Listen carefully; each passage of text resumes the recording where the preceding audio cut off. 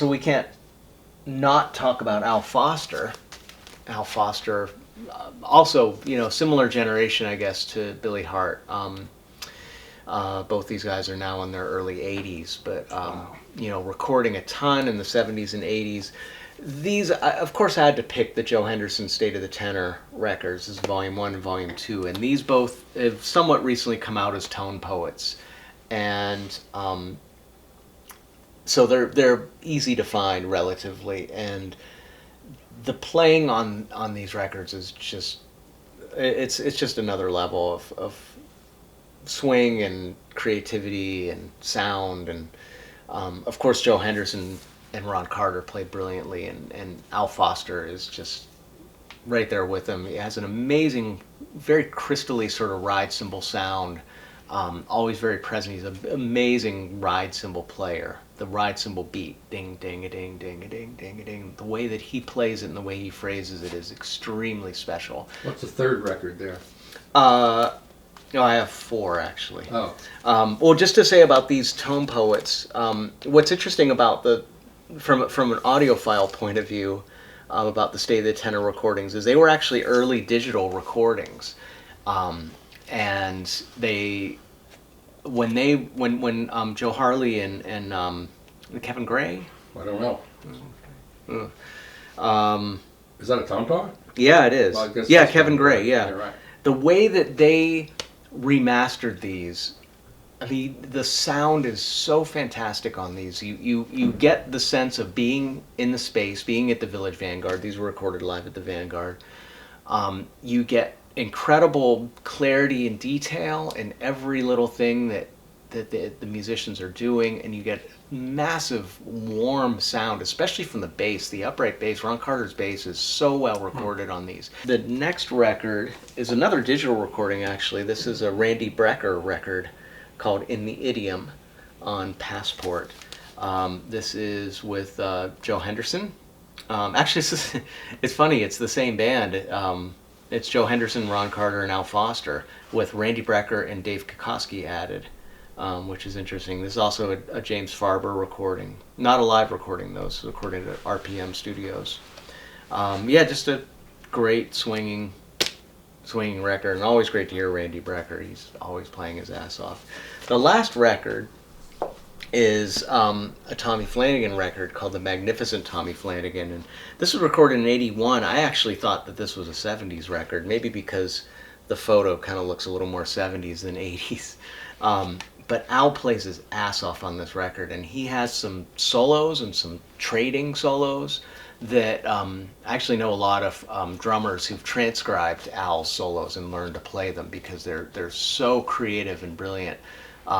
Really, really innovative soloist Al Foster is. And everything, his solo language is very based in the bebop tradition. You can clearly hear the relationship to Max Roach in his solos, but completely Al's own version of that. Really super creative and just doing things that no one else plays. And things that kind of sound like they're slightly familiar but kind of turned upside down or something like that. And this record has really great examples of that. But these are actually a couple of fantastic records with Marvin Smitty Smith. And Smitty is a drummer who really doesn't get talked about very much. And I think it's probably largely... disappeared. Well, he moved to LA to get the gig. He got the gig on The Tonight Show. He was the drummer on Jay Leno's Tonight Show for, 20 years or something like that. He moved to LA to take that gig, and that was a fantastic gig. No, see, that was the thing. Initially, it was Branford with Tane, but Branford and Tane left, so Smitty took over the gig after Tane left. Who was the leader then? Kevin Eubanks. Oh, right. Yeah, yeah. Right. And that was a great gig. I mean, he got to play every night and probably made a lot of money. But unfortunately, it kind of took him off the scene here in New York, which he was a real force of the scene here. And a really fantastic drummer and very different. Even, he kind of would get lumped into the same school, I guess, as Kenny Washington, Right. for example, but a really different drummer from K. Wash, although also a brilliant technician, a true historian, knows all of the great, the lineage of all of the great swing and bebop drummers. I could play anything. Yeah, but with a completely different approach, a much sort of lower and earthier sound, a wider beat, just a really, really different approach. He could play fusion too. He plays the shit out of fusion. Well, Dave Holland records. Yeah, well, that's actually I really wanted to talk about this record, and there's a series of records that this was a working group, the Dave Holland Quintet, Seeds of Time. This is probably the best known one. Steve Coleman, Julian Priester on trombone, Smitty, and Kenny Wheeler. So 3 horns, bass, and drums, and really complicated music. A lot of odd times, a lot of really sort of offbeat, creative music, and also some swinging stuff. Yeah, he just plays his butt off, man. Yeah. I mean, it's really brilliant drumming, amazing drum sound, amazing feel. Touch, yeah. He uses with this band, he used a fair amount of percussion instruments. Besides a regular drum set, you'd have like a bunch of cowbells and wood blocks and things like that he would incorporate really creatively into the grooves and also into improvisations. I really recommend these records. There's, like I said, there's a couple more. I forget the Razor's Edge, I think, is the name of another one. This is MRE Miller's trio record, Keys to the City, with Ira Coleman on bass and Smitty. Oh wow, that must be great. Yeah, this is a fantastic record. Another one on Landmark, and just a different side of Smitty.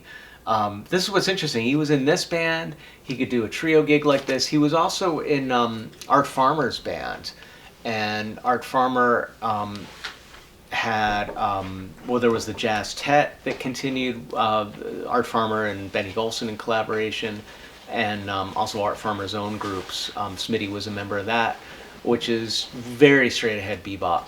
And Smitty could play any of that stuff, man. And he could play, as you said, he played fusion with Steve Coleman. I mean, all of this crazy odd time music. Stuff on Red. And, he could just easily play.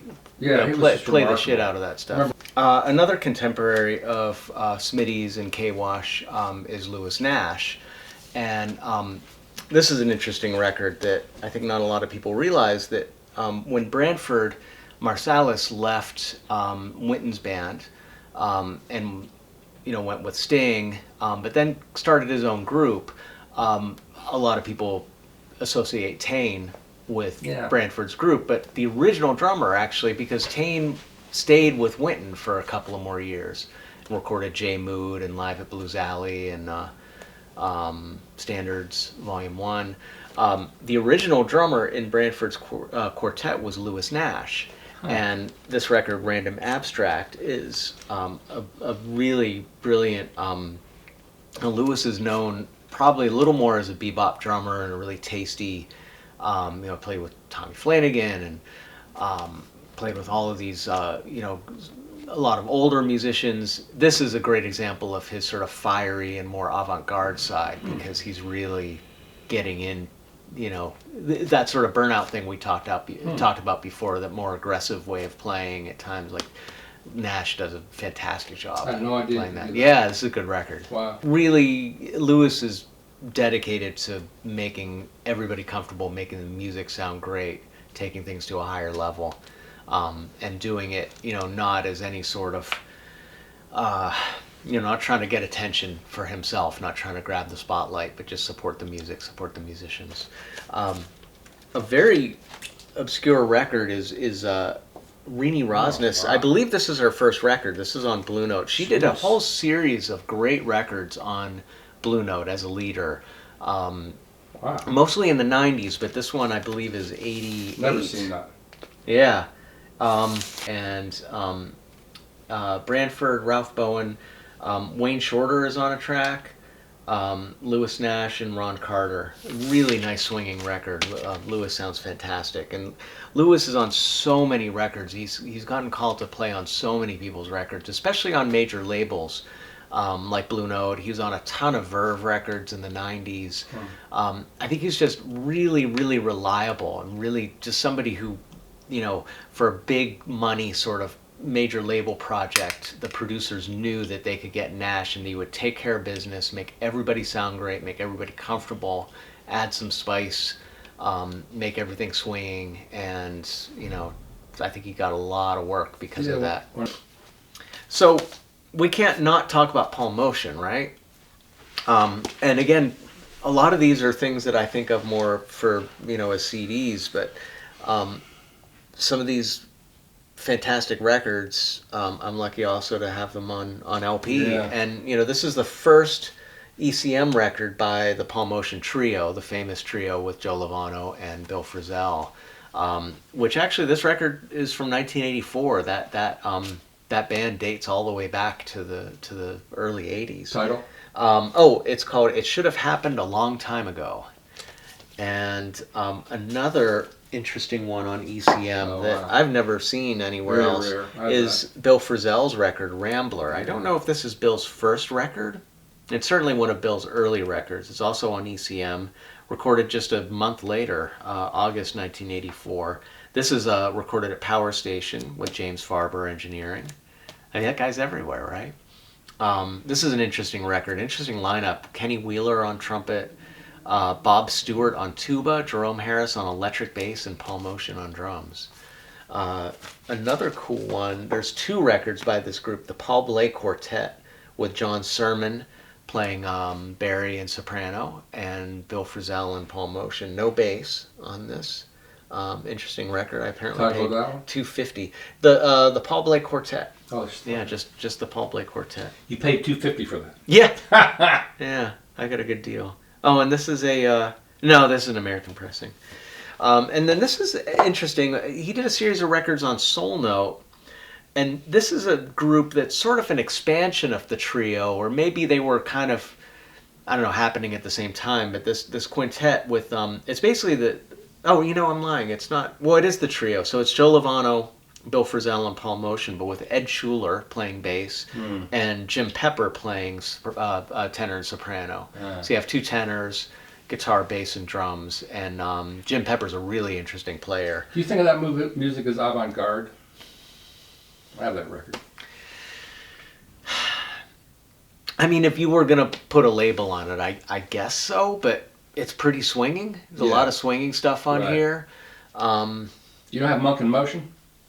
I'm sure you have that. I do on CD, yeah. Okay, right. Is that on Soul Note, or is that a Winter and Winter? It's not Winter and Winter. It's like, it's not Black Saint. I forgot what. It's a weird label. Like EMT. Is that the name? That's a record. That's a turntable. I forget, but that's an incredible record. JMT was a label, that's right? It's on JMT, I think. Yeah, what a record. Motion was probably, he would tour and sometimes he'd play somewhere and somebody would like, hey, I have a label. Why don't you come in the studio and do a record tomorrow? It was probably sometimes kind of casual like that. And I'm sure he was happy to make a record and document his tunes and have some work, have some work for the band. Yeah, Billy Higgins, man. I mean, wow. Billy's such an important player and was such a positive force to, I think, anybody who knew him or saw him. They called him Smiling Billy because he was always smiling when he was playing and had this incredible joyous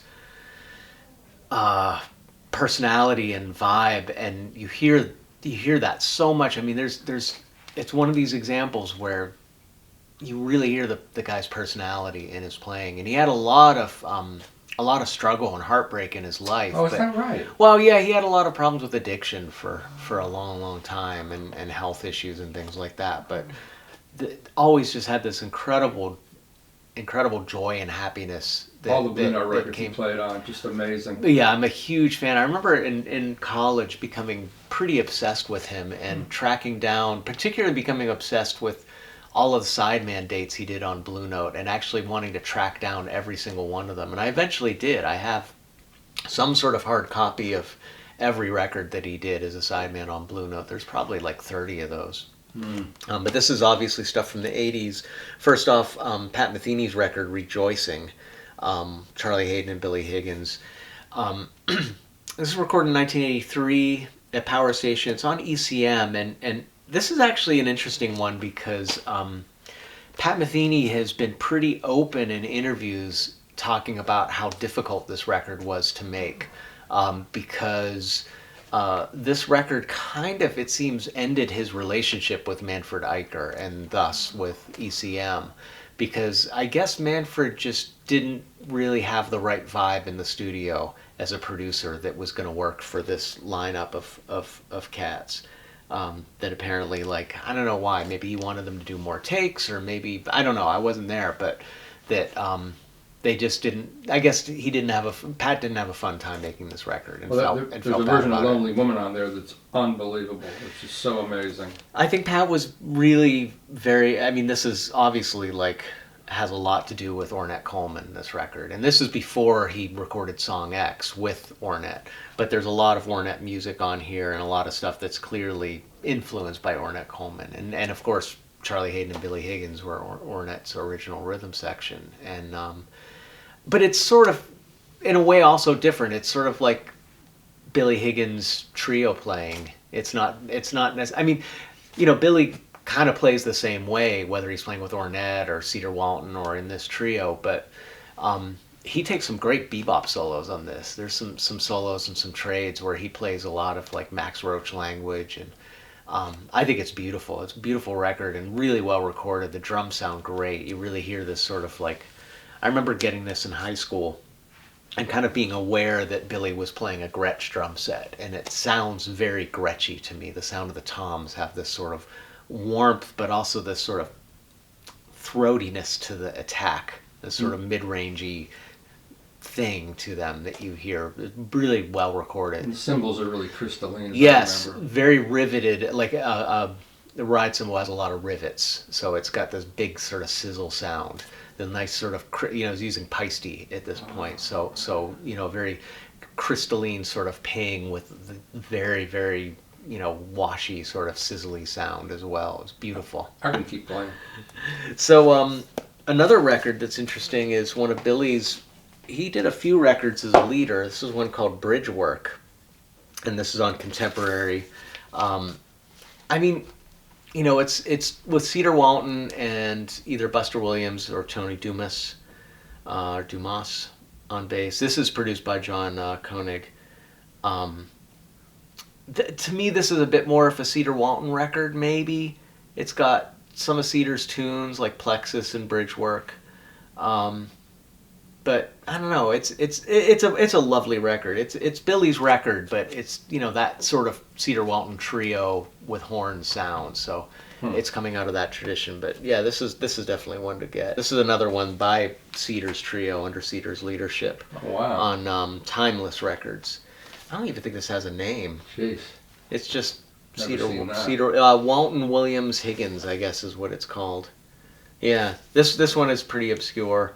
You know, and this is mostly, well, it's Cedar's tunes, one of David Williams' tunes, and one of Billy Higgins' tunes. Recorded in Holland in 1985. This is one of these situations. I think they were on tour, and the guy had the label and was like, "Oh, why don't you come record?" You know. Right. And you know, Cedar had so many tunes. They could always go in and just do a record of some of Cedar's tunes. Right. And, you know, always be able to come up with something fresh because he had so many tunes. The last batch I have is just single records by drummers, but these are mostly ones that are a little bit more obscure. This, of course, is one of the Emoom records, which is super cool. You really turned me on to Emoom. I'd heard of them, but I think you had really... Oh, you know what? This is from 1979. Oh. This is not from the 80s, I'm afraid. Yeah, I love the Black Saint Soul Note one. That's from the 80s, isn't it? I'm not positive. Yeah, I was aware of this band, and it just, like an idiot, just sort of snoozed on them. And, you know, like, I don't know why. It's like, maybe I thought, like, oh, well, if it's, you know, Max Roach or Joe Chambers, I want to hear those guys playing with a band or whatever. Right. But these are such cool records. This is such a creative and innovative band. It's for anybody who doesn't know, Emoom was an all percussion ensemble that was led by Max Roach. Does that have a title? I don't think it does. This is just apparently just called Emoom. Yeah, but these are really cool records, really interesting percussion compositions, and all of these are beautifully recorded. This was done at CBS Recording Studios, which I assume would be the big Columbia 30th Street room. Yeah. Yeah, these are all worth having. This is the only one I have on LP. I'm still looking for the Soul Note record. I have a couple records here by with Jan Christensen on drums, who is. He did a lot of records. He did a ton of records on ECM. He did some records on other labels, but he's kind of best known as one of the ECM house drummers. He's a Norwegian drummer, passed a couple years ago, but a really beautiful player. This is an obscure record that he's on by the Australian pianist named Mike Nock, and the record's called Ondas, Ondas. And I like this record because it's a little bit more sounds a little more like a jazz trio record. I mean, they're not playing like standards or anything, but it's a little more like an acoustic, interactive jazz trio record than a lot of the other ECM stuff that he did, which is a little bit sometimes more electric or more avant-garde or more just less out of the less swinging going. I guess so. Yeah. I've seen that record before. Eddie Gomez is on bass on this, and this is an interesting recording because there's some records of Eddie Gomez on ECM where he is not getting the usual very ampy sound that he tends to get in the 70s. This really just sounds like a mic in front of the bass, and it's really beautifully recorded. Was that weird sound an amp, or was it the contact mic on the bass? I don't know. I don't know enough about that stuff. I know that it's a combination of the pick. It might have been the pickup going straight into the board, or it might have been going into an amp, and then the amp was going straight into the board. What were they thinking? Well, I think they were thinking this is a way so that every note he plays can be clear and come through without any sort of like extra, you don't hear the noise of the fingers touching the strings, you don't hear the slap of the strings against the fingerboard. It was a clean and clear sound, and it was loud. It's like all contact. You don't know like the depth of the bass though. I couldn't stand it, but go ahead. Yeah. So yeah, that's a cool record. And then he had a band. He kind of co-led this band called Masqualero, which recorded 3 records on ECM. I believe this is the first one called Band Apart, 1985. This is a cool band. It's all, I believe, all Norwegian cats. And sort of, as I said, kind of co-led.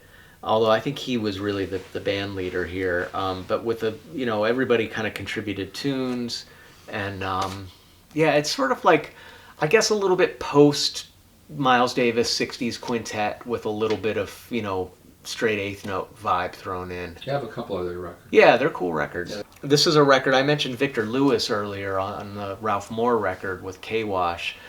Victor is such a fantastic drummer.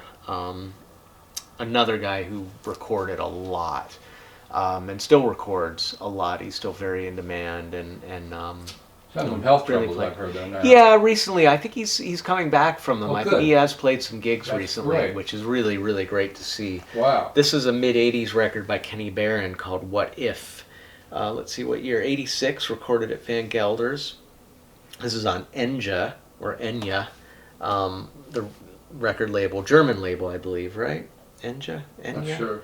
Well, if it's German, it would be Enya. Yeah, West Germany, from Munich. Wallace Roney, John Stubblefield, Cecil McBee, and Victor. One of the highlights of this record for me is Kenny Barron and Victor Lewis play a duet version of Charlie Parker's tune Dexterity that's really burning. They play it really fast, and they just play duet. It's interesting. Piano and drums duet is not a common duetting format, but it's very, very, very cool. Wow. This is an interesting record. So when I think of Art Taylor, I'm a huge fan of the drummer Art Taylor, and he is on so many records on Blue Note, on Prestige, a couple on Riverside.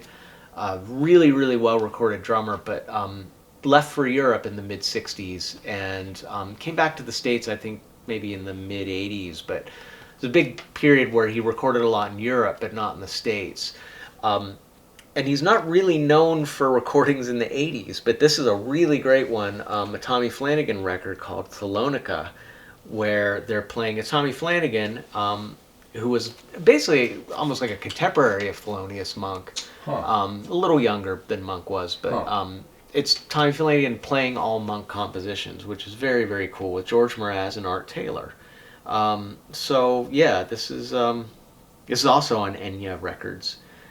This is just a cool, later Art Taylor recording where he plays really, really, really great, really supportive. Just Art was a really great piano trio drummer. He's on most of Red Garland's records in the 50s and early 60s on Prestige. Great player, yeah. Plays a lot of brushes on those records, but just a really supportive trio drummer. And I think that's still, he plays, I think, mostly sticks on this, but not super aggressive or interactive. No, this is Art Taylor. Art Taylor's on that. Oh, yeah. Wow.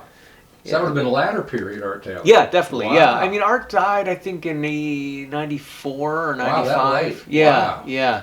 And he was mostly recording with his own band the last few years of his life. If anybody doesn't know Old and New Dreams, it was sort of an Ornette Coleman offshoot band that was basically made up of Ornette's former sidemen.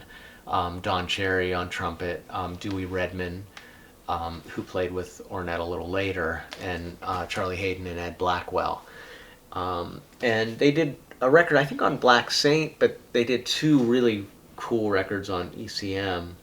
And this is the live record, recorded in Austria in 1980. They do Happy House, New Dream. They do some Ornette music. Broken Shadows, another Ornette tune. So wanted to include that. Blackwell's a fantastic drummer. And then one last jazz record here, which is actually a Buddy Rich record. This was, I think, my favorite later Buddy Rich record. It's just called Buddy Rich Band. It's on MCA.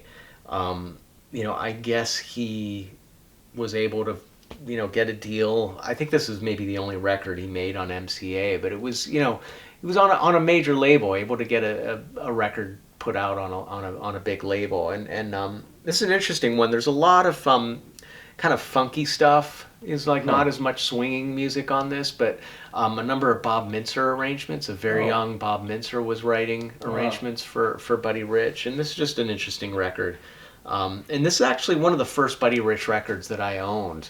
I think it might have been the second. The first one was a compilation of some different things that were from the 70s. And then this was the first. I had this on cassette tape initially. The cover's a trip. Yeah, it is. Man. It is. That's the kind of covers they did in the early 80s. Right. So, yeah, back cover with... wow. Yeah.